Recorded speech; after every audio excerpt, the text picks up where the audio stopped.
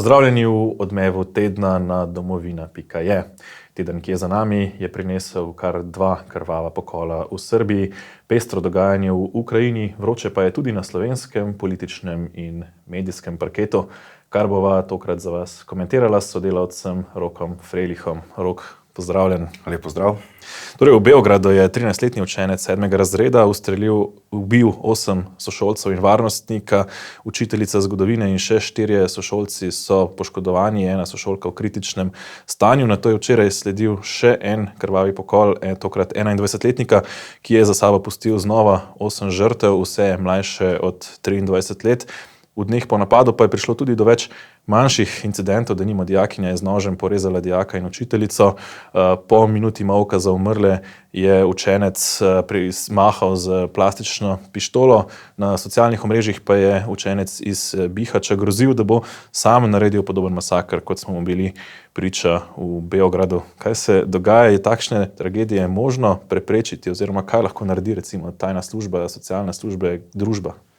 Zdaj na kratki rok je takšne tragedije, takšne napade zelo težko preprečevati, ker seme je že zasejano.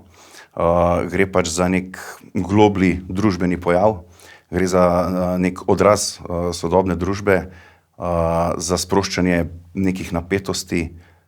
Vemo, mladi so podvrženi raznim stiskam, raznim stresom in tako naprej. Nasilje pa velikokrat nastopi kot neko nasprotovanje, kot neka reakcija na lastne notranje nemire, na pritiske iz okolja. Dolgoročno bi se veljalo učiti iz preteklosti, kajti veliko večjo težo kot samo fizično preprečevanje takšnih konfliktov bi lahko nosila pravilna vzgoja mladih, od otrok pa naprej do mladostnikov, neka pravilna življenjska usmeritev, iskanje določenih miroljubnih rešitev za probleme, za težave. Mlade je treba naučiti, da nasilje, umori, uboji, masakri pač niso rešitev. Ampak problem pa je, ker je družba že dalj časa izpostavljena, malo je prišlo tudi v modo, recimo temu, da se probleme rešuje na tak način. Oče 13-letnika je svojega sina večkrat peljal na strelišče, kjer se je ta tudi naučil tako točno ciljati, zelo praktično šlo je za hladnokrvne eksekucije. Je bil problem v tem, da je recimo ta otrok hodil z očetom na strelišče ali recimo tudi sama dostopnost se pogosto omenja strani politike orožja? Srbija je vendarle država, ki ima precej veliko količino orožja glede na število prebivalcev. Kako gledaš na to? Zdaj sama prisotnost orožja sama po sebi ni problem. Problem je odnos do orožja. Mladenič očitno ni bil vzgojen v pravem duhu, v pravem odnosu do orožja kot smrtonosnega oziroma ubojnega sredstva. Orožje si zasluži strahospoštovanje. Na drugi strani imamo države, kot so recimo skandinavske države, Avstrija, Švica, Kanada, ki so dobesedno, da rečem, preplavljene z orožjem, pa so takšni incidenti zelo redki oziroma jih praktično ni. Ker so ljudje že od malega vzgajani z orožjem, imajo do njega pravilen odnos in so vajeni reševati konflikte na miren način. In spet sva pri vzgoji. Vzgoja je tista in pravilen odnos, zdrav odnos do sebe, do orožja in do okolice navsezadnje. Srbski predsednik Aleksandar Vučić se je na dogodke odzval zelo čustveno, z javnostjo je delil tudi zelo osebne podatke, kot sta ime in priimek, starost, rojstni datum napadalca, pa tudi njegov zdravstveni profil, kar je po eni strani odpira vprašanje varstva osebnih podatkov, po drugi strani pa tudi, če o napadalcu tako veliko vemo, vendarle morda tudi nekako navdihuje morda posnemovalce, kot smo lahko videli recimo v naslednjih dneh. Zdaj tudi, če bi vedeli malo, bi pa mogoče ostal še bolj skrivnosten. Še bolj nek mitski, fantomski izvajalec takšnih dejanj, ki je mogoče bi bil še bolj privlačen za kakšne posnemovalce. Sam ne vidim nobenega problema v tem, da je družba seznanjena s podatki, s stanjem storilca, mislim, da si družba na koncu koncev to še celo zasluži. Zdaj gre za 13-letnika, ki po srbski zakonodaji sploh še ni kazensko odgovoren. Kazenska odgovornost pride s 14 leti. Kot odgovor zdaj predsednik Srbije predlaga znižanje te starosti na 12 let. Je to rešitev?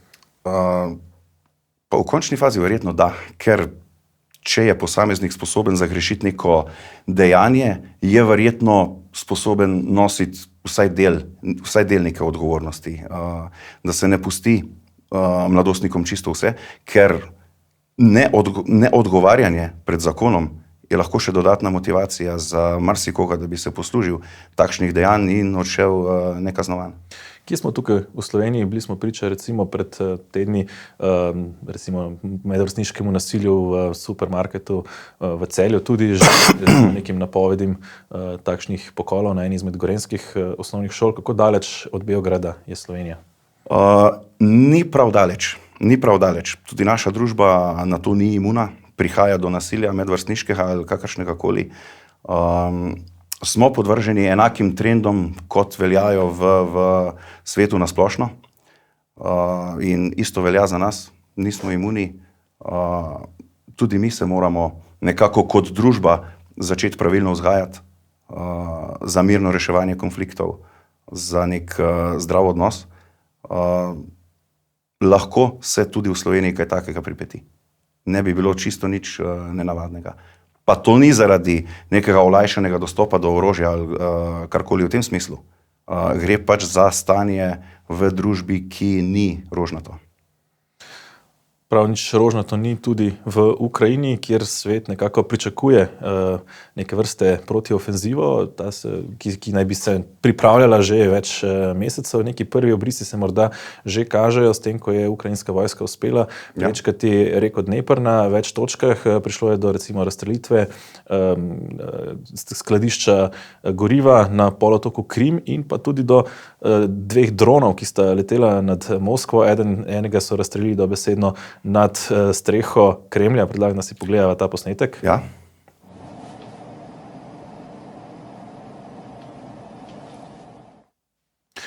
Ukrajinska stran zanika odgovornost za ta napad, Rusija pa je vendarle potem izvedla več raketnih napadov na Ukrajino, tudi na Kijev, večina jih je bila sicer odbitih, pa vendarle je verjetno, da bi Ukrajina izvedla napad na Kremelj, ali gre bolj pričakovati nek lažni napad Vladimirja Putina in kaj Putin s tem recimo pridobi, če gre za to, oziroma kaj pridobi Ukrajina, če je res stala za napadom? Zdaj, če je Ukrajina dejansko res stala za napadom, gre za zelo, zelo drzno izzivanje, s tem bi potencialno sporočila Rusiji, lahko vas zadenemo v srce, če hočemo.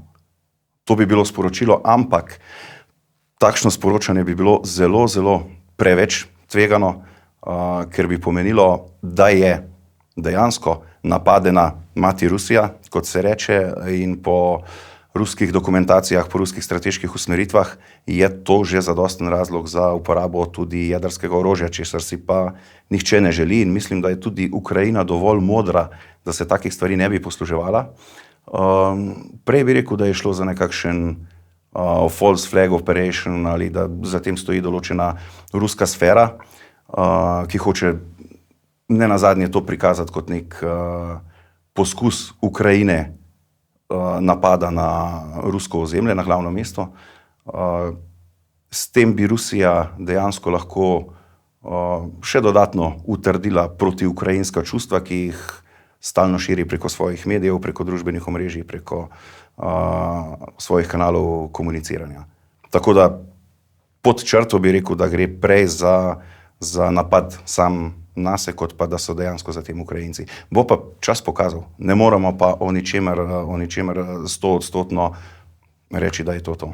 Zdaj, ofenziva, ki se pripravlja nekako, napad na Krimu, prehod čez Dnepr, prvi koraki so vidni, pa vendarle nekako ni zaznati še te ukrajinske ofenzive. Kje se zatika, zakaj Ukrajinci čakajo, koga čakajo? Zatika se na mnogih področjih.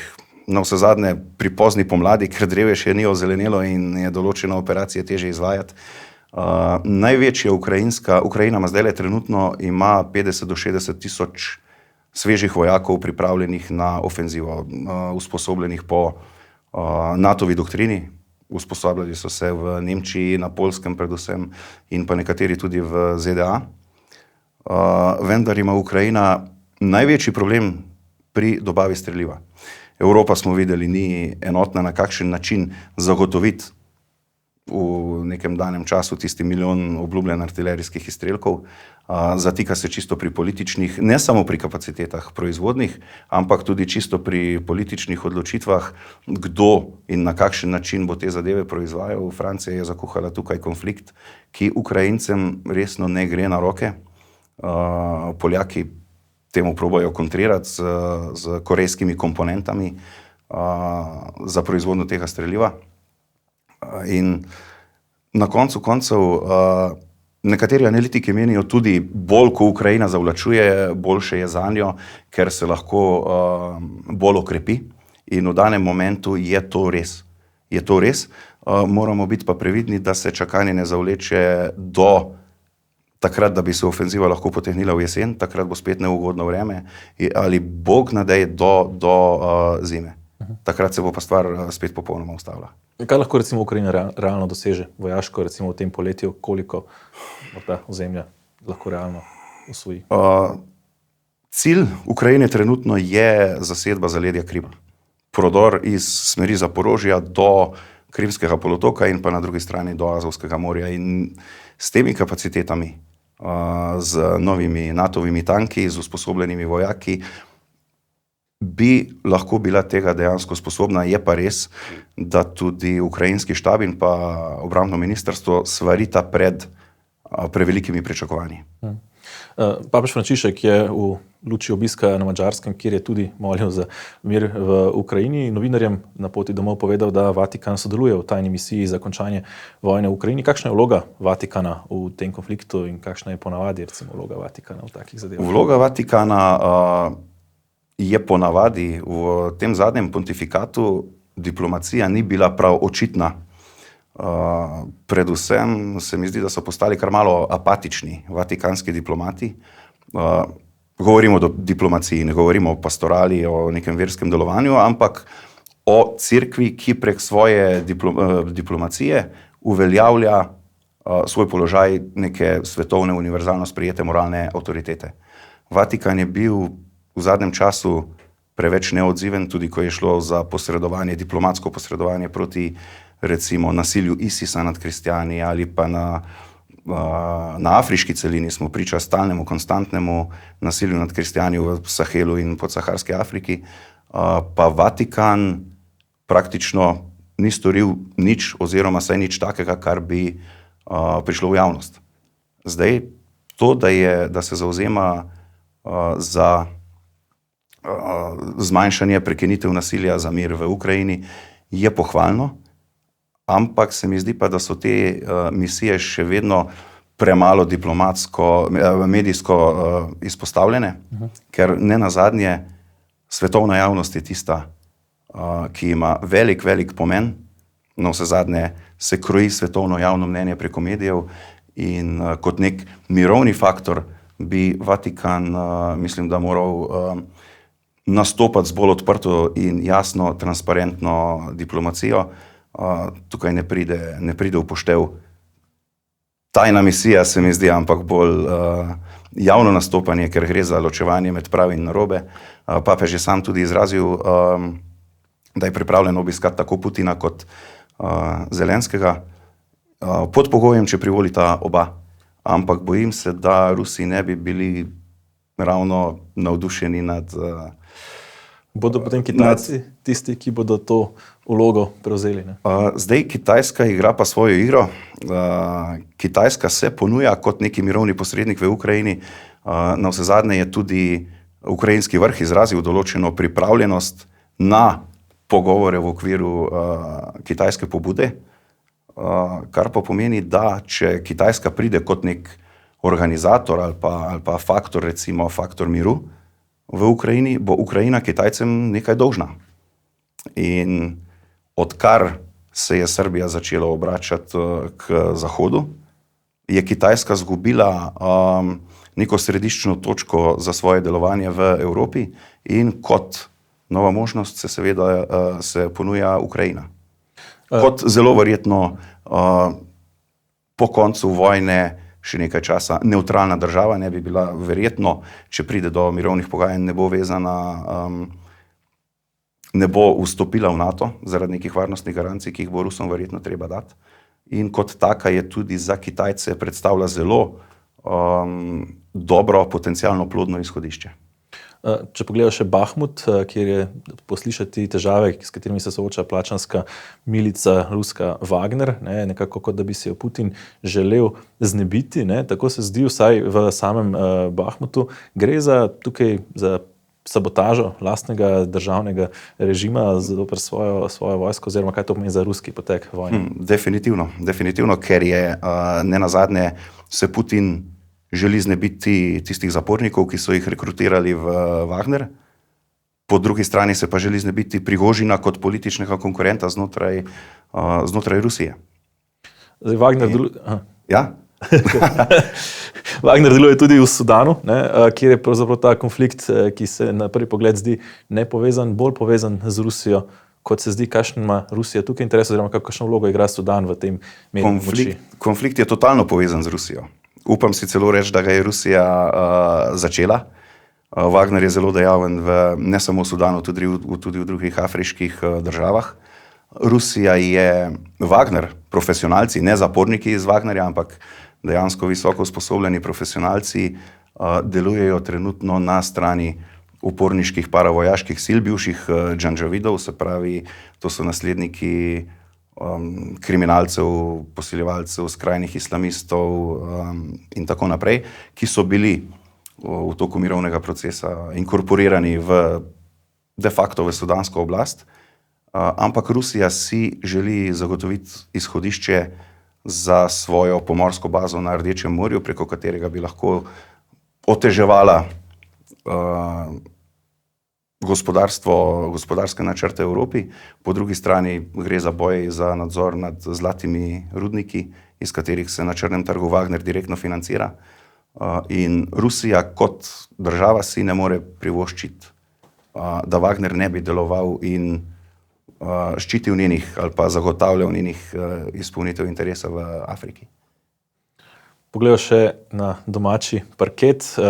Izkazalo se je ta teden, da je Njegoslav Milović, ki ga je Robert Golob imel kot svetovalca za varovanje, ko je začel spreminjati svojo varnostno službo.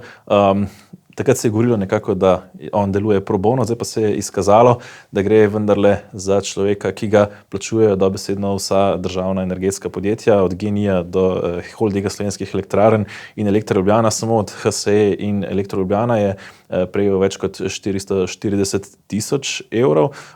Kaj torej to pomeni tak nekdanji specialec v elektroenergetiki, oziroma kaj plačuje, kaj financiramo davkoplačevalci s tem, ko recimo naša državna podjetja ali pa podjetje, ki smo jih dokapitalizirali v zadnje pol leta, recimo plačujejo 100.000 evrske zneske takemu človeku? Tega v bistvu mislim, da ne ve nihče. Zdaj, Milović kot profesionalec, kot nek bivši specialec, je popolnoma legitimno, da tak človek dela neke varnostne načrte za neka podjetja, recimo za elektrarne, za neko varnostno strukturo v določenem okolju. To je razumljivo. Zdaj, to delo pro bono za vlado pa ni do te mere razumljivo, zakaj človek to počne. Tudi ne vem, če so res njegove analize ali pa varnostni načrti ali pa neki pravni nasveti, ki jih je bojda dajal tem podjetjem, če so res vredni takšne količine denarja. Zdaj, ali gre tukaj za izčrpavanje določenih podjetij, za neko mogoče protipravno odtujevanje denarja iz nekih paradržavnih struktur ali karkoli, tega ne vemo. Na koncu lahko rečemo, da zadeva legalno je vzdržna, moralno pa zelo verjetno ne. Zdaj, čakali smo na te podatke mediji kar več mesecev prek informacijske pooblaščenke, šele so se nekateri mediji dokopali do nekaterih pogodb, nekatere so še vedno tajne. Kaj to pomeni za Roberta Goloba, recimo, ki je trdil, da to vse poteka pro bono? Ne? Kaj to pomeni politično, recimo, za Roberta Goloba? Če se prav spomnim, je Golob razlagal tudi, da tega človeka v bistvu niti ne pozna. Se pravilno spomnim, ne? In dejansko je za Goloba je ta stvar obremenjujoča. Če bi se kdo spravil dejansko raziskovati, če se ugotovi karkoli, da smo ujeli Goloba na laži, recimo na določenem momentu ali karkoli, bi z političnega vidika ta stvar za njega bila zelo obremenjujoča. Kar se tiče poslovanja njegovih podjetij, bi bile pa potrebne revizije glede poslovanja teh podjetij z Milovićem.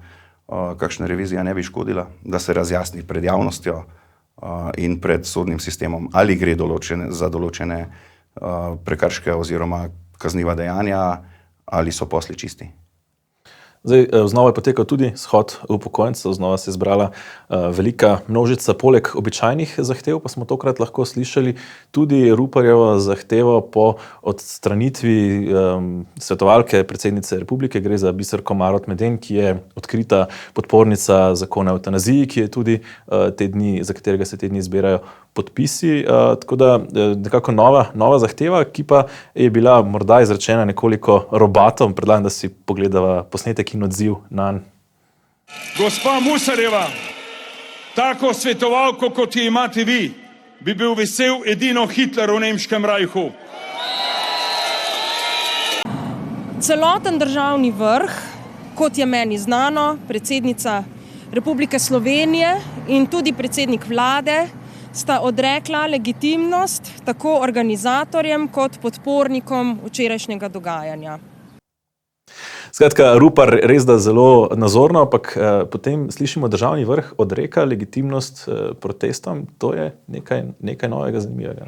Zdaj, Rupar je dejansko bil resno zelo nazoren, zelo oster, ampak to njegovo ostrino vidim bolj kot nek odraz neke stiske upokojencev. Moramo vedeti, da to je populacija, ki je tej evtanaziji najbliže.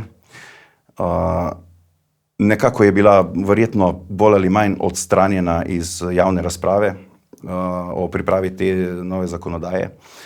To je populacija, ki se evtanazije upravičeno, recimo, vsaj v podzavesti nekje malo boji. In pravilno je, Rupar res, da je bil oster, ampak s tem je postavil to temo pred javnost. Je malo razburkal, vsaj upam, da se bo ta tema razvnela, da kasneje pride tudi do kakšnih kompromisnih rešitev, da ne govorimo o nas brez nas, v smislu upokojencev, da nekdo odloča o njih, pa jih nihče nič ne vpraša.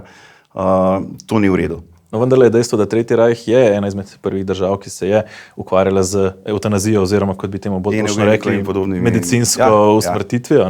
Tako da nekako analogija ni tako zelo iztrta, izvita, kot se morda zdi, čeprav je precej brutalna. Po drugi strani pa lahko vidimo strani levih protestnikov marsikakšne analogije Janše z različnimi diktatorji, medtem ko pa se pojavi na drugi strani ta primerjava, pa zgroženost, odpovedanje sestankov, odrekanje legitimnosti tisočem protestnikov, ki recimo stojijo za Pavlom Ruparjem.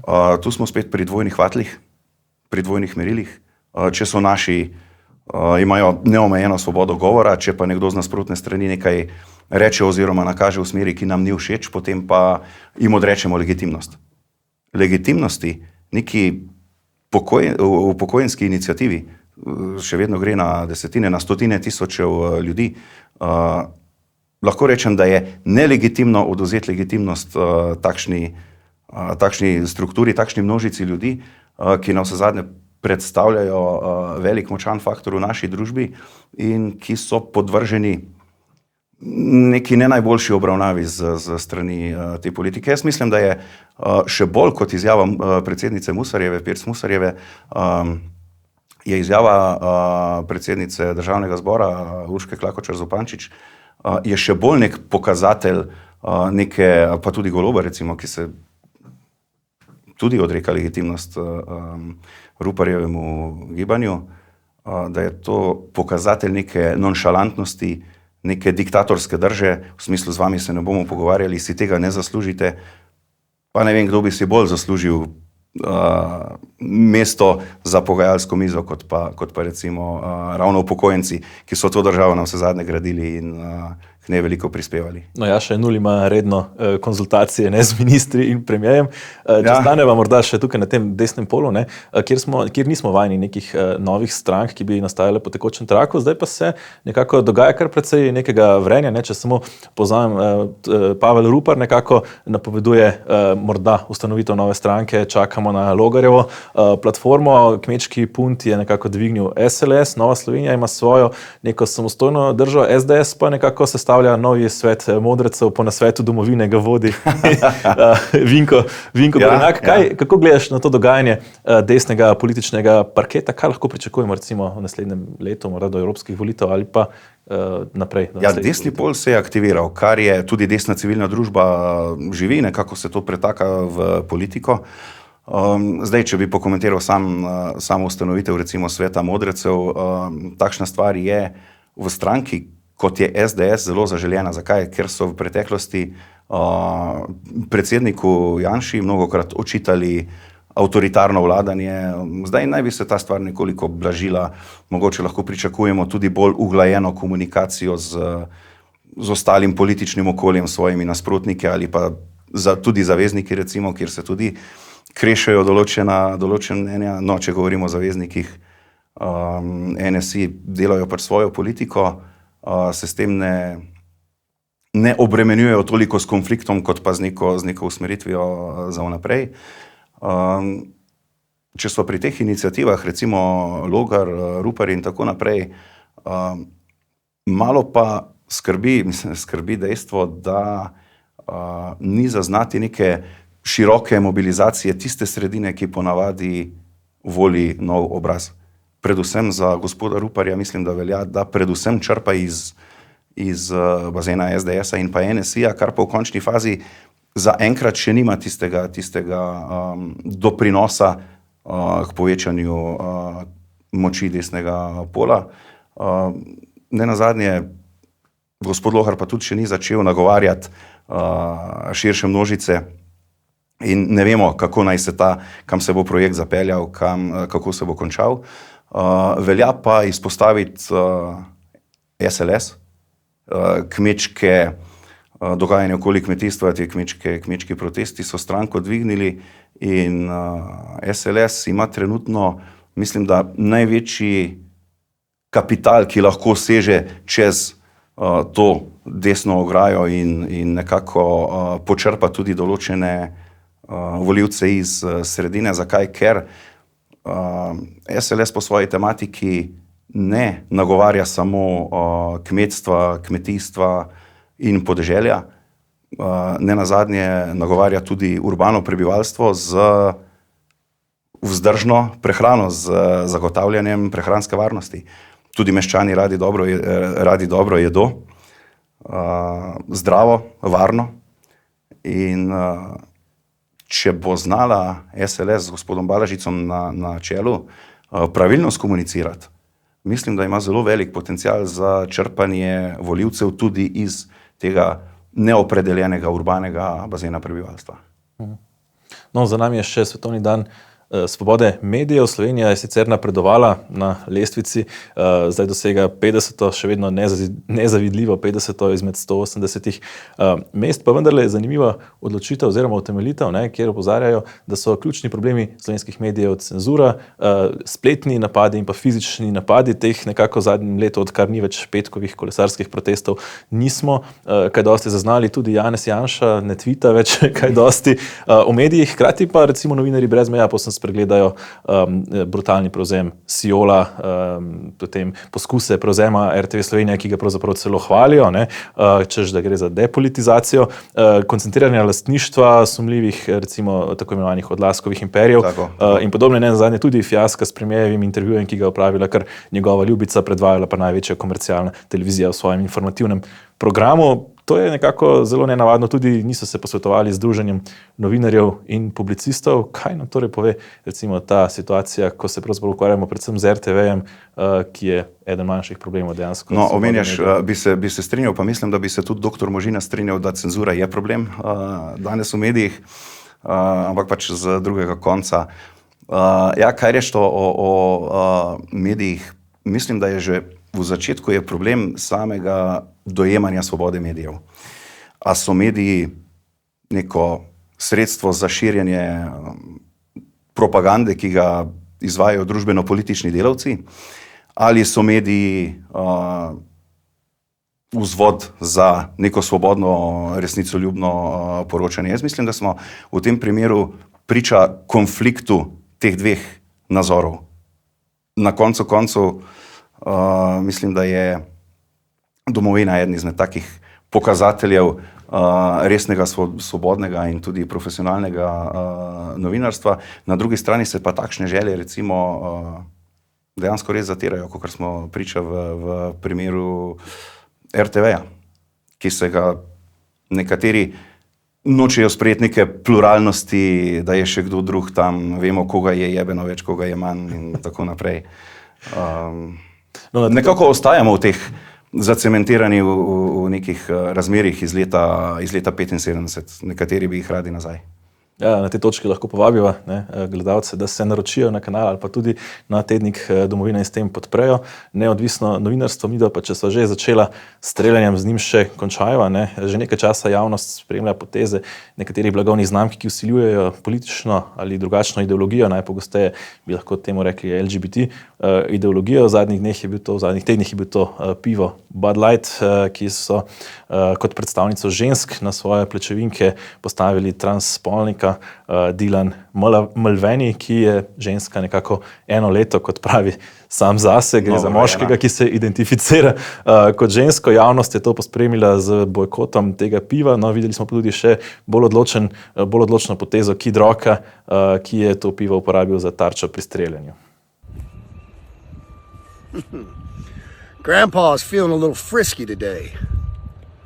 Let me say something to all you and be as clear and concise as possible.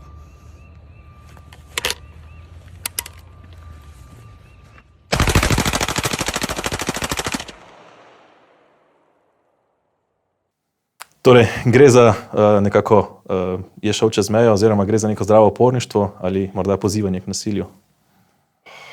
Odvisno od percepcije. Pločevinke za pivo Američani zelo radi uporabljajo za tarče, ampak ker je politična konotacija več kot očitna v tem primeru, jaz mislim, da odziv je tipično ameriški, osebno se z njim niti ne bi strinjal, ker lahko bi kdo potencialno razumel, da ne gre za simbolno dejanje, ampak da kdo poziva k dejanskemu nasilju nad neko skupnostjo, do katere, čeprav marsikomu ta skupnost ni pogodu, še vedno ne moremo uporabljati takih sredstev. Je pa to dejanje zelo nazoren prikaz mišljenja mnogih Američanov, velikega dela, utišanega dela ameriške družbe v tem modernem času, lahko rečemo. Hkrati pa je bojkot zelo jasno udaril. Go woke, go broke, vemo, kako gre, zelo jasno. Ja, to so vse koraki proti nekemu vsiljevanju nečesa, kar splošna populacija v bistvu noče. Noče in ne potrebuje. Tukaj lahko splošna populacija glasuje s svojimi denarnicami, tako v Ameriki kot pri nas. Točno. Rok, hvala za današnje komentarje v odmevu tedna. Mi, spoštovani gledalci, pa si pogledamo, kaj je še odmevalo v preteklem tednu. Vlada je potrdila besedilo zakona, ki vrača plačane globe za prekrške zoper epidemiološke ukrepe, storjene v času epidemije COVID-19. Kršiteljem bo denar vrnjen avtomatično, prav tako bodo izbrisani iz kazenske evidence. Papež Frančišek je obiskal Madžarsko, kjer se je srečal z državnim vrhom ter maševal pred 50.000 glavo množico. Molil je tudi za mir v sosednji Ukrajini ter obsodil poskuse brisanja razlik med ljudmi, kot to počne teorija spola, in okrcal tiste, ki kot napredek hvalijo nesmiselno pravico do splava. Ta pa je po Frančiškovem v resnici vedno tragičen poraz. Pohvalil je tudi madžarsko družinsko politiko. Slovenci smo dobili novega Guinnessovega rekorderja. Anže Krevh se je v svetu pisal kot rekorder z najdaljšim neprekinjenim igranjem harmonike. Igral jo je 53 ur, 53 minut in 53 sekund. Založba Nova obzorja toži poslanca Gibanja Svoboda Mojco Šetinc Pašek in Lenarta Žavbija zaradi poskusa zlorabe osebnih podatkov, izdaje in nedovoljenega dostopa do poslovne skrivnosti. Obtožena sta zlorabe položaja predsednika ali člana parlamentarnega preiskovalnega odbora ter povzročitve nezakonite škode tedniku Demokracija in njegovim podpornikom. Zdravstveni sindikati so ogorčeni nad vladnim predlogom plačnega stebra za zdravstvo. V Fidesu so ga označili za zapoznelo 1. aprilsko šalo in norčevanje iz zdravstvenih delavcev. Tako, to je bilo vse o tem tednu. Hvala, ker ste bili z nami. Mi pa se znova vidimo prihodnji teden, ko bomo spet pregledali dogajanje aktualnega tedna. Do takrat pa nasvidenje.